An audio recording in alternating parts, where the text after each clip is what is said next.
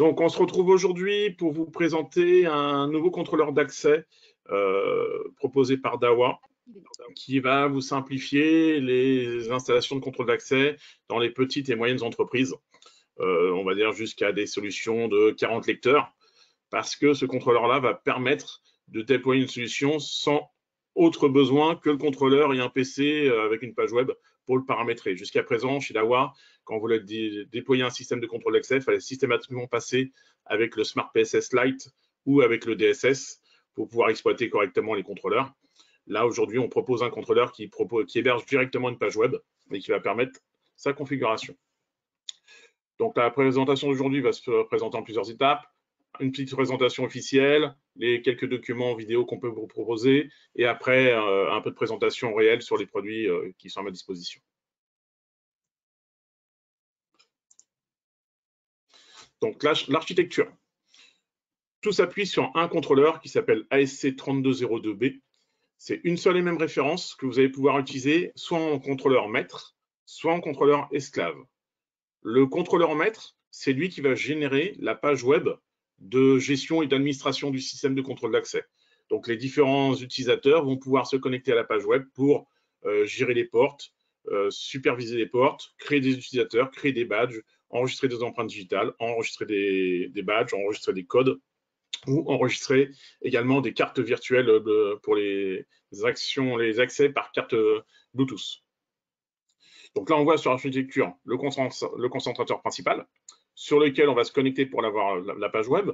Sur le PC, on pourra mettre un enroller qui va permettre de faire à la fois l'enregistrement des empreintes digitales et des cartes. Ce contrôleur-là pourra gérer une ou deux portes et un ou deux lecteurs, au choix, hein, soit une porte avec deux lecteurs en entrée-sortie, soit deux portes indépendantes avec deux lecteurs et sortie libre. C'est lui qui aura accès à Internet à travers le P2P et qui sera connecté au DMSS. Les autres contrôleurs seront sur le même réseau et seront en mode esclave. Pareil, eux pourront être connectés à deux portes ou deux lecteurs pour gérer les accès. On voit dans l'architecture, au maximum, c'est un contrôleur maître pour 19 contrôleurs esclaves. Donc, ça permet de gérer potentiellement jusqu'à 40 portes en entrée et sortie libre ou 20 portes en entrée-sortie supervisée. C'est un système qui est très simple à déployer parce que, encore une fois, il repose sur une page web. Donc, tout se fait par la page web. Il n'y a aucune licence logicielle à prévoir, aucune installation lourde de logiciel. Donc, même si on n'est pas administrateur de son PC, on pourra superviser le contrôle d'accès. Ce n'est pas un souci. Et on va pouvoir également superviser les ouvertures de portes à travers l'application mobile de manière centralisée.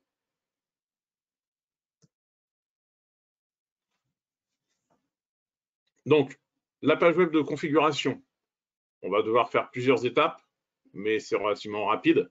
L'initialisation, ça vous avez l'habitude, hein, c'est directement créer un login et un mot de passe propre au compte administrateur, comme sur nos caméras.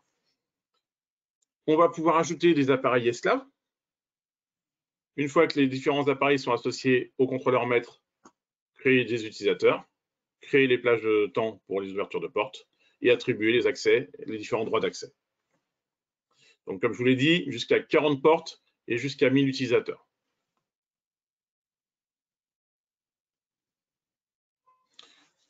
À l'intérieur de la page web, on va avoir un mode de supervision en temps réel. Donc, c'est une page, simplement, on va voir le statut de nos différentes portes. On va pouvoir les contrôler directement en ouverture, forcer l'ouverture, forcer la fermeture, les mettre en fonctionnement standard sur plage horaire, et ainsi de suite. Donc, on aura un petit fil de l'eau avec les différentes personnes qui auront badgé, les différents phénomènes qui seront passés, les ouvertures forcées, maintenues, et ainsi de suite. Et l'état des portes. L'installation de ce contrôleur-là est nettement simplifiée par rapport à ce qu'on pouvait faire avant. On est directement par une alimentation PoE. L'alimentation PoE du contrôleur va permettre également l'alimentation de 2 gâches électriques. Je crois qu'on est sur du 1 ampère maximum en contrôle. Donc, soit on commande directement 12 volts, 1 ampère, une gâche, soit on a des sorties relayées pour aller commander des ventouses éventuellement qui seraient alimentées par une source de tension extérieure. On peut bien entendu installer une alimentation 12 volts pour également alimenter le boîtier si on le désire pour le secourir avec un bloc d'alimentation plus charge batterie.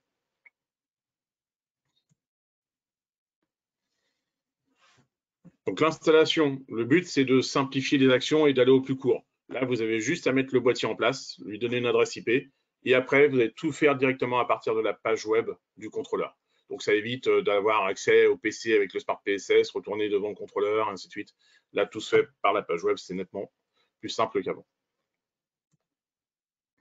Et on va pouvoir superviser l'ensemble des portes, donc jusqu'à 40 portes, directement sur le DMSS. Donc on va voir le statut de chaque porte, on va pouvoir ouvrir la porte manuellement ou pas, et on va avoir un log derrière de toutes les personnes qui ont badgé. Donc l'administrateur pourra superviser facilement les accès des différents bâtiments. Tout passe par le P2P directement sur le DMSS.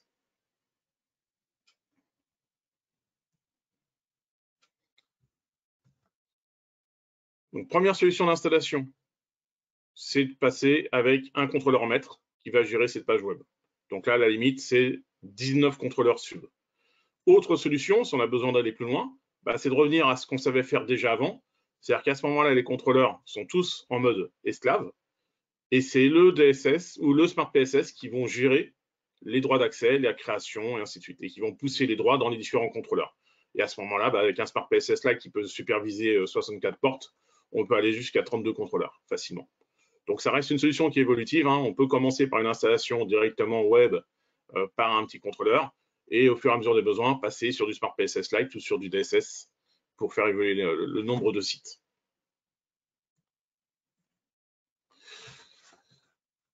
Une possibilité qui est ajoutée également par ce contrôleur, c'est d'utiliser un lecteur qui s'appelle ASR 2200A-B, qui est un lecteur qui permet de lire des badges, mais également de gérer des accès par le Bluetooth de votre téléphone. Donc là, vous utiliserez le DMSS pour générer une carte virtuelle en Bluetooth, et avec le DMSS directement, vous pourrez ouvrir la porte. Sachant que la distance de lecture en Bluetooth est supérieure à ce qu'on fait avec un badge MyFair standard. Donc là, on est capable d'avoir différentes plages de détection et on va de 20 cm à 10 mètres en champ libre face au lecteur. Donc ça peut être une application que vous utilisez dans votre voiture pour contrôler l'ouverture de votre barrière ou de votre garage à distance sans avoir à baisser la vitre et à passer un badge devant le lecteur. Donc, je vous montrerai tout à l'heure comment on crée un badge sur DMSS. La gamme de produits. Donc, la gamme de produits maintenant chez Dahua, ce qui est nouveau réellement, c'est le contrôleur. Donc, l'ASC3202B. Il supporte le lecteur VIG en connexion RS485. On voit bien que la sortie, c'est une 12 volts 1 ampère, j'avais bien vu. Et les différents lecteurs. Donc là, c'est un petit exemple des lecteurs qui sont disponibles. Vous en avez beaucoup plus sur notre site internet. Donc lecteur, carte plus badge, empreinte, carte uniquement au choix. Et donc un lecteur qui est carte plus Bluetooth, le nouveau lecteur qui vient de sortir. On aura besoin automatiquement du DMSS pour l'exploitation. Vu que c'est une alimentation PoE, on peut alimenter le contrôleur directement avec notre switch PoE. Et on a des accessoires. Parmi les accessoires qui sont disponibles, vous avez le lecteur d'enrôlement qui se connecte en USB sur votre PC pour directement enregistrer vos badges et vos empreintes digitales grâce à la page web ou au Smart PSS Lite. On propose également des ventouses, des gâches et des boutons de sortie. Ça, bien souvent, vous avez ce qu'il faut chez vos partenaires déjà dans différentes marques. C'est bien entendu compatible. Les choix de configuration. Donc, la première chose qu'on va faire quand on va démarrer l'appareil, c'est qu'on va choisir entre un contrôleur maître principal ou un contrôleur secondaire, esclave. Le maître va générer la page web, l'esclave va se contenter d'avoir les droits d'accès qui sont créés par le contrôleur principal. On va pouvoir déclarer si on utilise le contrôleur en porte simple, donc une porte avec un lecteur en entrée et en sortie, ou en porte double, 2 portes avec un lecteur chacun et une sortie libre. Dans les modes de déverrouillage, on va pouvoir commander soit le 12 volts directement intégré au contrôleur, donc ça c'est plutôt pour alimenter une gâche et déverrouiller une gâche, ou le relais pour de la double ventouse forte puissance, où on va avoir besoin d'une source d'alimentation plus importante. Dans les déverrouillages, en fonction de l'électeur qu'on va choisir, on va pouvoir déverrouiller sur badge, sur code, sur empreinte digitale et pas carte Bluetooth. Et on va pouvoir faire du et ou du ou.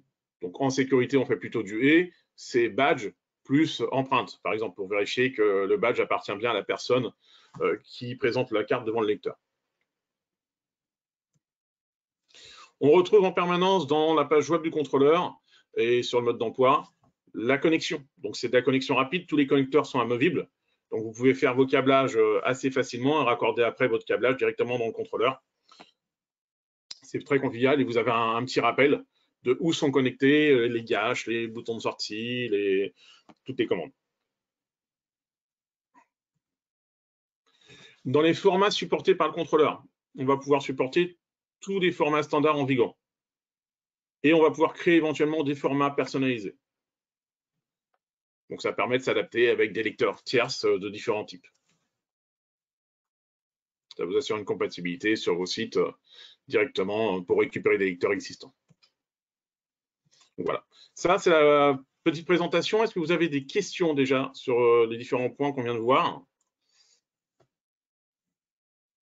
N'hésitez pas. Normalement, vous avez les micros qui sont activables.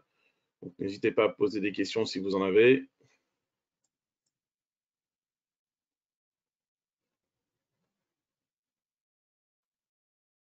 Oui, Didier, rebonjour. Pour la partie empreinte, Oui. Comment c'est géré? C'est stocké dans le badge ou c'est géré dans le contrôleur? Non, aujourd'hui, c'est géré dans le contrôleur. C'est pour ça que je ne m'éternise pas plus que ça, hein, parce que par rapport à la réglementation, normalement, c'est un contrôle de ce qui est dans le badge. Là, l'empreinte est gérée dans le contrôleur, est stockée dans le contrôleur. Ok, ça marche. Merci. Je vous en prie. Donc, ce qu'on a fait pour vous simplifier un peu la vie, on a réalisé une petite vidéo qu'on va vous rendre disponible sur notre site internet, qui a un petit guide rapide, un petit rappel de comment on connecte le contrôleur aux différents accessoires et comment on les programme. Donc, bien entendu, le contrôleur est disponible dans toutes les langues, dont le français. Donc, au démarrage, vous allez choisir votre langue. Vous allez définir votre mot de passe pour la connexion au contrôleur maître. Une adresse email de récupération, si vous désirez, en cas où vous avez oublié le mot de passe. La plage horaire sur laquelle vous travaillez.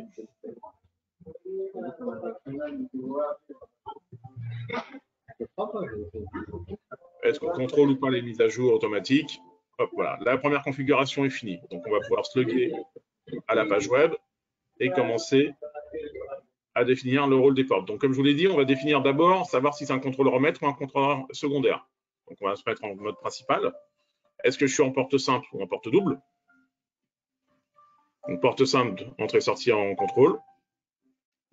Et là, je vais pouvoir définir pour la porte si je travaille en Vigan, en OSDP ou en RS485 pour la connexion avec le contrôleur, avec le lecteur.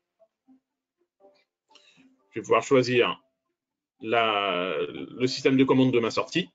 Donc, savoir si je travaille en 12 volts pour alimenter une gâche ou avec le relais. Définir le mode de fonctionnement pour le déverrouillage. Est-ce que je travaille en et ou en ou sur les différents systèmes de contrôle, donc empreinte, code, mot de passe et Bluetooth qui s'est ajouté depuis.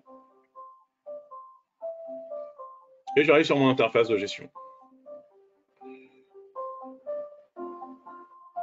Donc là, on va pouvoir créer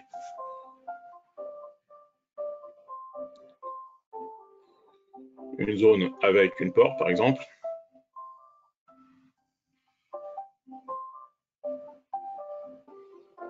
Donc ça, c'est des groupes. Hein. On pourrait mettre 2 ou 3 portes dedans, c'est pas un souci. C'est juste des droits de groupe.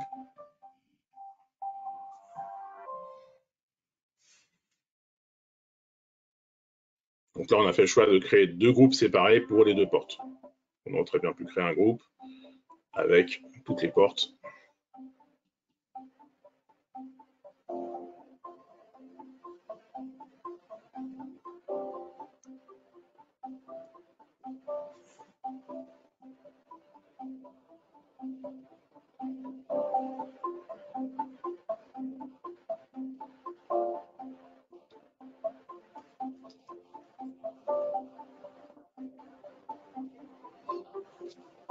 Maintenant, je vais créer la base de temps, donc à savoir à quel moment je veux que les portes soient actives ou pas. Toute la journée, simplement sur les heures de travail, simplement sur les heures de nuit.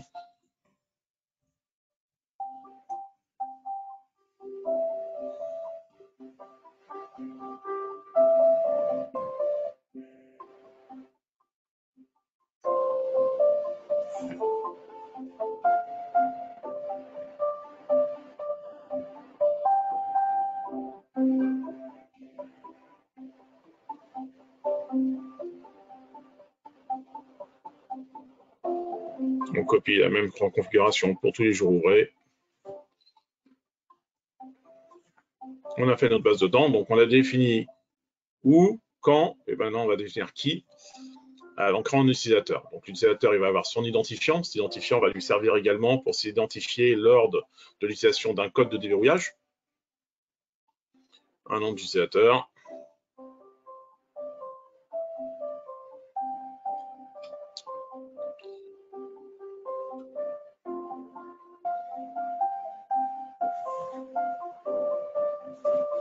On va pouvoir ajouter les mots de passe pour le déverrouillage de la porte pour cet utilisateur-là. C'est un mot de passe qui est propre à l'utilisateur. La carte, on va pouvoir ajouter. Donc on va choisir le mode d'enrôlement, soit par l'appareil, donc directement le contrôleur et un lecteur branché sur le contrôleur, ou par un lecteur USB connecté à votre PC.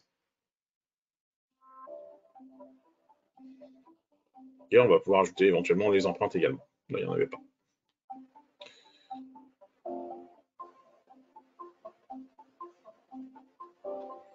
Donc, il va falloir définir les portes auxquelles il a le droit et les plages horaires auxquelles il a le droit.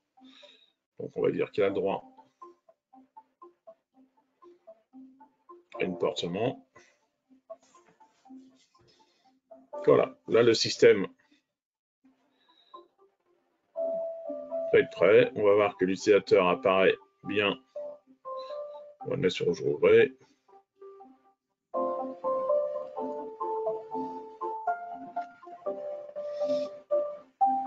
Et donc, si on va supervision du contrôle d'accès, on voit bien que le contrôleur gère deux portes. Et si on passe le badge, on voit bien que le badge, ça a été déverrouillé par une carte avec les numéros de badge.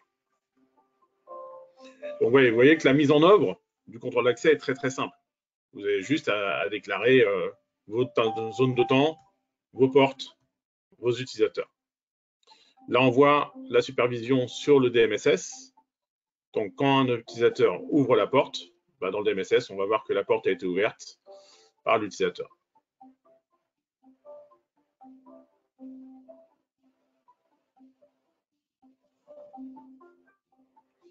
Quand on travaille en maître esclave, on va déclarer le deuxième contrôleur en esclave. Donc, le démarrage est identique. On s'identifie, on choisit la langue, on crée le mot de passe.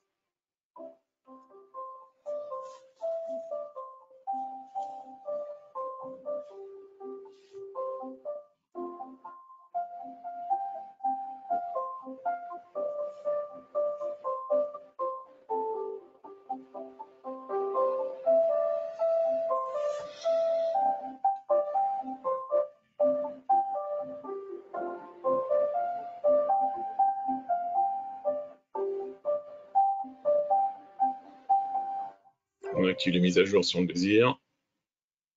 Et là, quand on va se connecter au contrôleur secondaire, esclave, on va dire qu'il est en contrôleur secondaire. Définir le type de porte qu'on veut contrôler. Définir le rôle de chaque porte, comme tout à l'heure, c'est vraiment l'identique.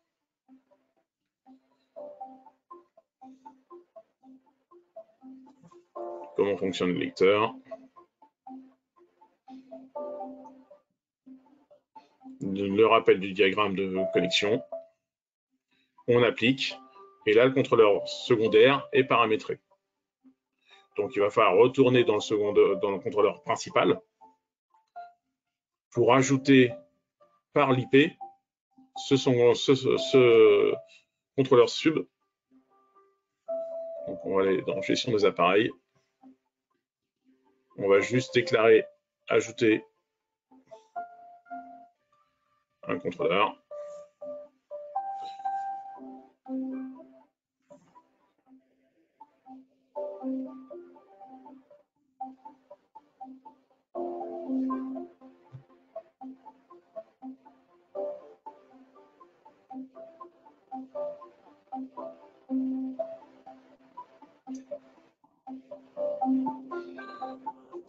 on voit bien que le contrôleur esclave s'ajoute et se met en ligne dans le contrôleur maître. Et à partir de ce moment-là, on va pouvoir contrôler nos 4 portes directement à partir de notre DMSS ou de la page web du contrôleur. Donc ça, cette petite vidéo-là sera en ligne directement pour vous faire un pense-bête. Si la première fois que vous allez mettre en route le contrôleur, vous pouvez avoir un petit guide là-dessus. Tac, tac, tac. On a bien entendu la fiche produit qui est disponible en français si vous en avez besoin. Pareil, sur notre site internet directement. On retrouve les principales caractéristiques. Et je vais vous montrer les petites nouveautés qui s'ajoutent. C'était pas ici. C'est là. Donc, ce qu'on peut faire également, c'est rajouter un contrôleur directement par le Bluetooth. Donc là, par exemple, la petite vidéo qui montre le fonctionnement. Vous avez sur le DMSS une carte virtuelle. Le fait de secouer l'appareil, ça vous déverrouille la porte. On a vu le voyant passer au vert. Hop, je vous remontre ici. Voilà. Donc, on est directement sur un contrôle avec un badge virtuel en Bluetooth sur le contrôleur. Donc, tac, tac. Je vous montre maintenant en réel ce que ça donne. Je vais me connecter à mon contrôleur. Donc là, je me connecte à mon contrôleur maître.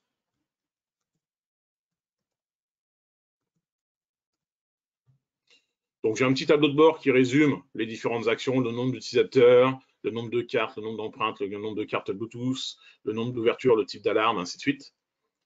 Si je vais sur gestion des appareils, donc vous voyez que l'interface est en français, gestion des appareils, je vois bien que là j'ai un contrôleur maître et j'ai mon contrôleur esclave qui est ici. Donc j'ai bien 2 contrôleurs associés avec leurs différents numéros de série pour le P2P. Si je vais sur surveillance de l'accès, je vais retrouver mon tableau de bord avec mes différentes portes. Donc je peux choisir les portes que j'affiche, soit tout, soit groupe par groupe. Je peux faire ouvrir toutes les portes. Par exemple, là, je force l'état ouvert de toutes mes portes. Fermer toutes mes portes et les verrouiller. C'est-à-dire que même si quelqu'un se présente avec un badge, il ne pourra pas rentrer. Ou me mettre en normal. C'est-à-dire que là, c'est mes badges qui fonctionnent. Si je passe mon badge devant mon lecteur, j'ai une information dans mon fil de l'eau ici qui dit que Didier a badgé. Il a badgé avec une carte et que la carte porte tel numéro. Si maintenant je m'amuse à déverrouiller une porte avec mon DMSS, avec un badge virtuel en Bluetooth, hop, je me connecte à mon DMSS, hop, je secoue mon DMSS, hop, la porte a été ouverte, mais par Bluetooth. Donc vous voyez qu'au niveau exploitation, c'est très simple. On va avoir accès, bien entendu, au rapport d'ouverture des différentes portes, pouvoir rechercher par date et heure, et on sait quel est le badge et qui a débloqué quand.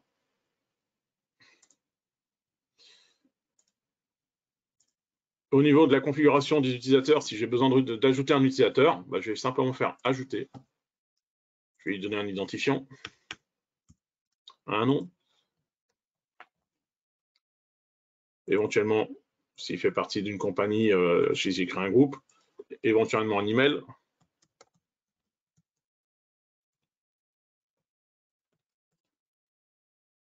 Et là, je vais pouvoir créer les identifications. Donc, lui rentrer un mot de passe. Donc, c'est un mot de passe qui est lié à l'utilisateur.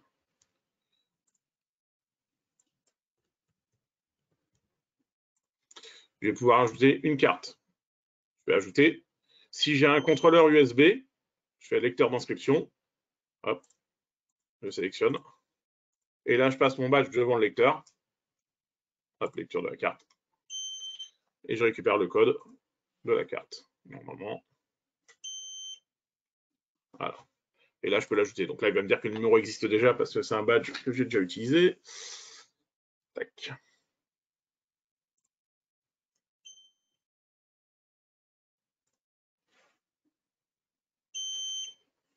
Voilà. Hop, ajouter. Si je veux rajouter une empreinte digitale, pareil, je vais pouvoir choisir le lecteur d'enrôleur et je vais pouvoir ajouter les empreintes. Hop. Donc là, il va me faire une erreur parce que j'ai changé de doigt. Voilà, inscrire.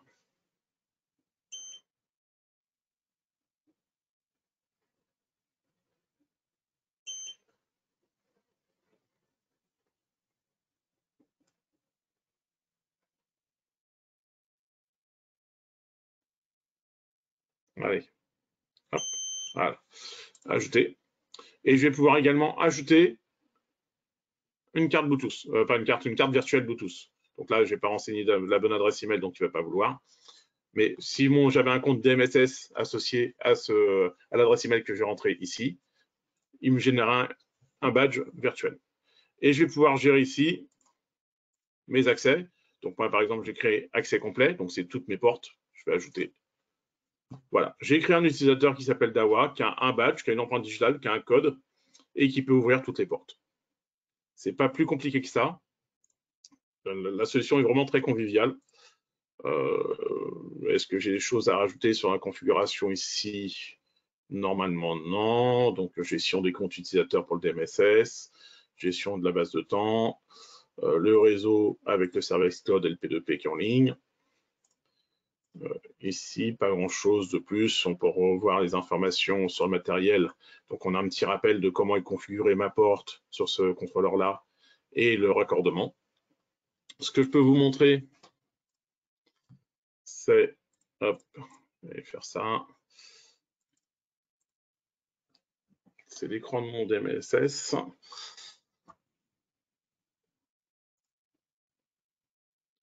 Voilà.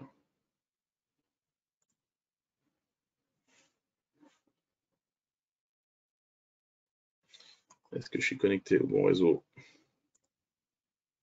Oui. Hop. Voilà.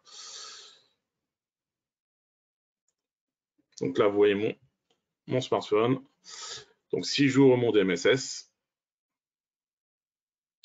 quand j'arrive sur la page d'accueil, je vais retrouver mon interphone, ma centrale d'alarme, mon enregistreur vidéo et mon contrôle d'accès.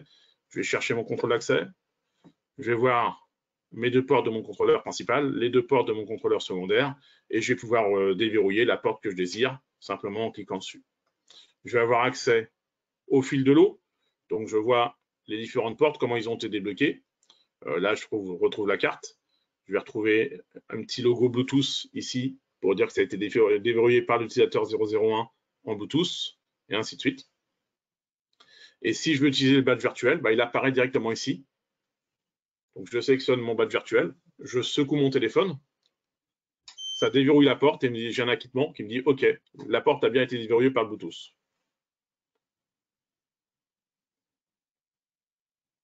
Voilà, donc ça c'est pour le fonctionnement avec le DMSS qui pareil est très convivial, très simple. Hein. On est vraiment sur des solutions homogènes. Ce qu'on veut, c'est avoir sur DMSS l'ensemble des fonctions de sécurité d'un bâtiment standard, maison ou petit tertiaire, avec la vidéo, l'interphonie, le contrôle d'accès, l'alarme, tout centralisé sur la même application.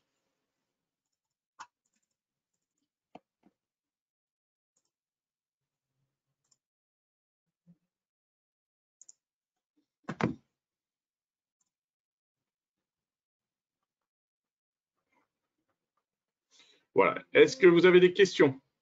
On a un peu de temps pour les questions, donc n'hésitez pas. Si je peux y répondre, c'est avec plaisir. Ouais, j'ai une question. Oui. Si on a un ancien contrôle d'accès d'AWA, on peut récupérer la proc sur le nouveau, sur cela? On va pas pouvoir récupérer, je ne l'ai pas testé, on va pas pouvoir récupérer directement la prog faite dans le Smart PSS parce qu'il y a des menus en plus, donc je suis pas sûr de pouvoir récupérer totalement. Je vais pas pouvoir non plus associer ce contrôleur maître avec mes anciens contrôleurs. C'est-à-dire, même si je suis sur un série 2, non, le maître esclave est uniquement sur le série 3. Par contre, ce que je peux récupérer très facilement, c'est tous mes lecteurs. Aussi bien mes lecteurs de génération 1 que de génération 2 sont récupérables sur ce contrôleur-là, sans aucun souci. D'accord. Ok, lecteur, ok, mais le reste, ok, il n'y a pas de souci. Merci.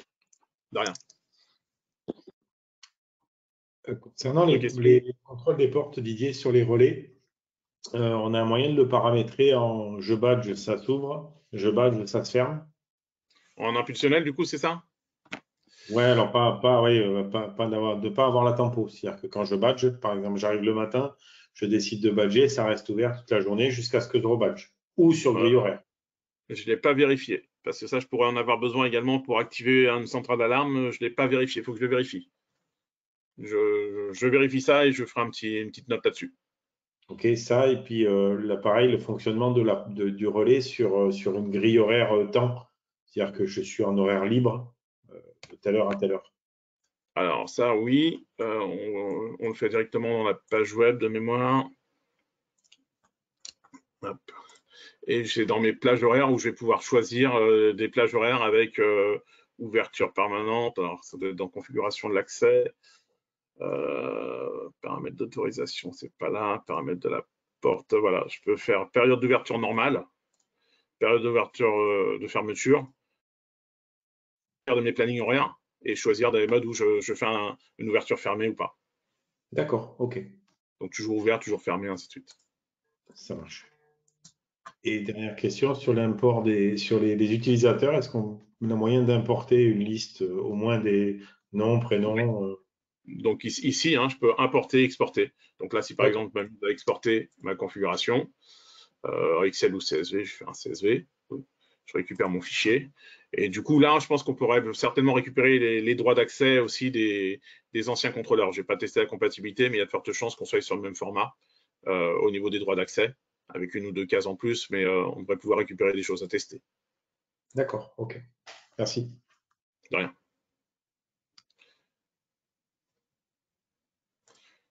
On peut gérer les cartes en décimale ou en hexadécimale. Et on peut gérer aussi le type de carte, donc 125 kg ou 13 mégas 56 en MyFair, en fonction des lecteurs qu'on choisit. Et bonjour, j'aurais une petite question s'il vous plaît. Oui, bonjour. C'était donc société Viditech. Donc c'était concernant on a pas mal de clients qui couplent différents systèmes. C'est-à-dire en l'occurrence le contrôle d'accès et un système d'alarme tiers. J'aimerais savoir s'il est possible, par exemple sur un double badgeage, de faire déclencher un relais qui permettrait d'armer en entrée un système d'alarme. Ouais, d'armer un système d'alarme avec un double badge. Non, je ne l'ai Voilà, pas un vu. contact sec. Ça, Voilà. ça revient un peu à l'histoire des rideaux tout à l'heure avec une porte ouverte en permanence. Faut que je le vérifie, ça. C'est vrai que je n'ai pas ce réflexe-là. Faut que je me le vérifie pour revenir vers vous. Ok. On a souvent cette question en fait. Donc, Ouais, en fait, ils ont par exemple, ils ont un lecteur d'entrée à un endroit, ils veulent un double badgeage pour armer. Ça leur évite d'avoir différents claviers, différents lecteurs. Double badgeage pour activer un relais. Ok, merci. De rien.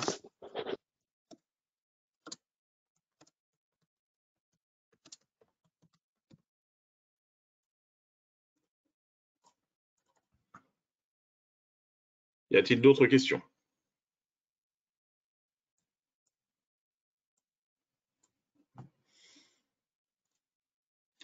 Alors, s'il n'y a pas de questions, alors, je vais quand même... Oui. Didier, bonjour, c'est Gaëlle, Viditech. Moi, c'est simplement, je t'ai demandé si c'était possible d'avoir la présentation PDF, la première que tu as faite. Là. Oui, le PowerPoint, on vous l'envoie à tous les participants directement par email, il ne passait pas. Là, vous pouvez télécharger directement par l'outil. Vous avez dû voir en bas dans les outils, dans le téléchargement. Vous avez la fiche produit. Je vous ai mis la fiche produit et qu'est-ce que je vous ai mis la promo. Et la promo. Mais on vous envoie la présentation PowerPoint en PDF, il n'y a pas de souci. Impeccable. Un grand merci. Je t'en prie. Donc, en effet, il y a une promotion en cours qui est intéressante. Donc, c'est sur tout le mois d'avril. Donc, il vous reste encore quelques jours pour en profiter.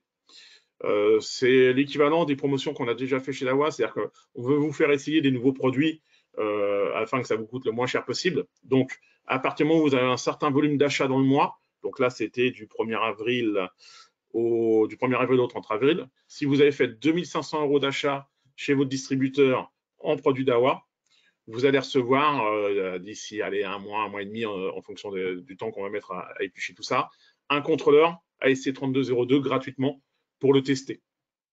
Si vous avez fait plus de 5 000 € d'achat chez votre distributeur, vous allez recevoir un contrôleur, 2 lecteurs, un lecteur de badge simple, un lecteur de badge plus code, quelques badges et une ventouse et un bouton non, 2 ventouses et 2 boutons de sortie. Donc ça vous permet quand même de faire déjà une première installation pour tester le produit, y prendre goût il ne faut pas hésiter à en profiter, quoi. C'est à partir du moment où vous avez un petit peu de volume d'achat chez Dawa, c'est une offre qui est intéressante. Donc, n'hésitez pas à vous rapprocher de votre distributeur pour bénéficier de la promotion, à bien remonter vos chiffres en fin du mois et recevoir d'ici quelques semaines un contrôleur pour le tester. Ce qu'on vous demandera, c'est une toute petite participation. On aime bien avoir un minimum de retour suite à la réception des produits. Donc, quand vous les recevez, vous prenez un peu de temps, vous jouez un peu avec et n'hésitez pas à revenir vers Dawa ou vers moi avec un petit compte-rendu, de dire ce qui vous a plu, ce qui vous a pas plu, ce qui pourrait manquer. Le produit peut encore évoluer en fonction des demandes. Donc, n'hésitez pas à nous faire un retour, qu'il soit positif ou négatif, on est preneur.